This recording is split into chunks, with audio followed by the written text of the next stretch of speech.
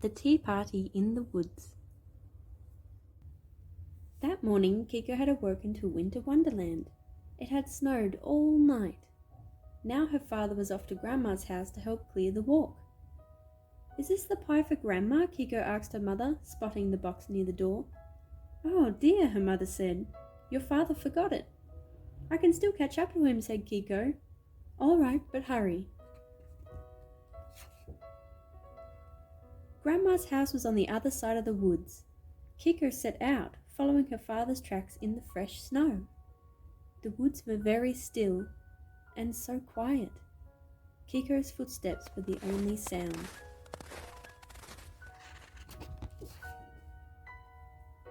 After a while, Kikko spied a figure up ahead in a long coat and a hat.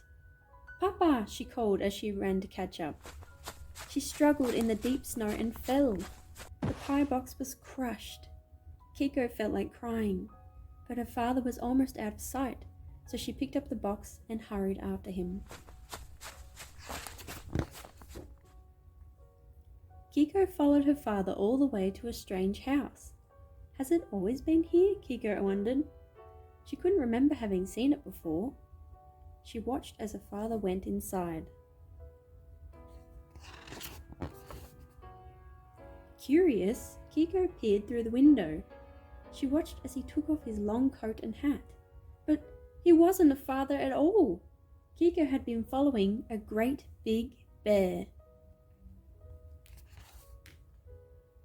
"Are you here for the tea party?" asked a kind voice. Kikko turned to see a little lamb standing nearby. "This way," said the lamb, gently taking Kikko's hand and leading her inside. Kikko couldn't believe her eyes. And what did the other animals say when they saw her? "Welcome," they cheered. A small rabbit led Kikko to her seat. "You must be cold," said a boar. "Please come in and warm yourself. We're about to serve the tea," said the rabbit. "You're just in time."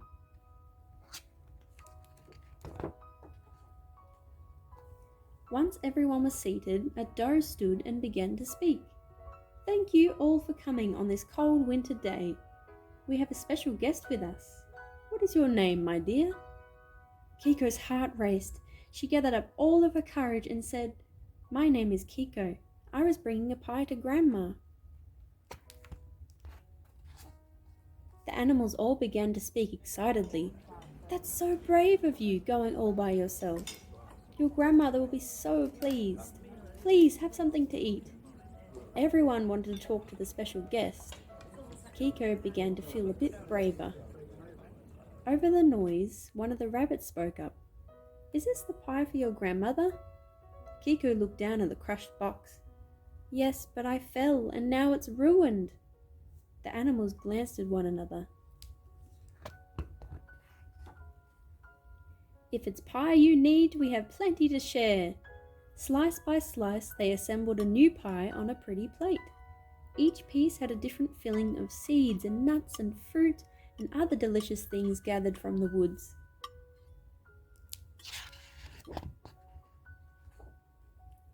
The doe carefully placed the plate into a new box and tied it with a red ribbon. "How nice," said Kikko. She was so excited that she wanted to take the pie to Grandma at once. "We'll come too," said the animals.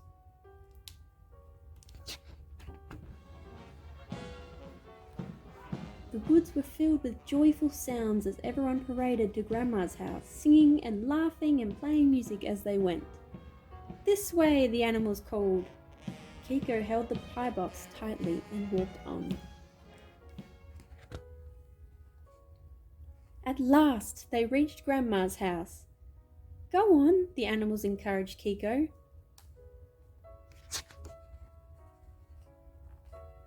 Kikko knocked on the door and called, "Grandma, I've brought you a pie." Grandma and Kikko's father appeared at the door, surprised. Kikko handed them the box. "My dear, did you come all this way on your own?" asked Grandma, stepping inside.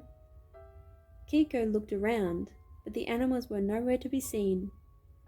You're never alone in the woods, Kikko answered, smiling. She was sure her new friends were listening.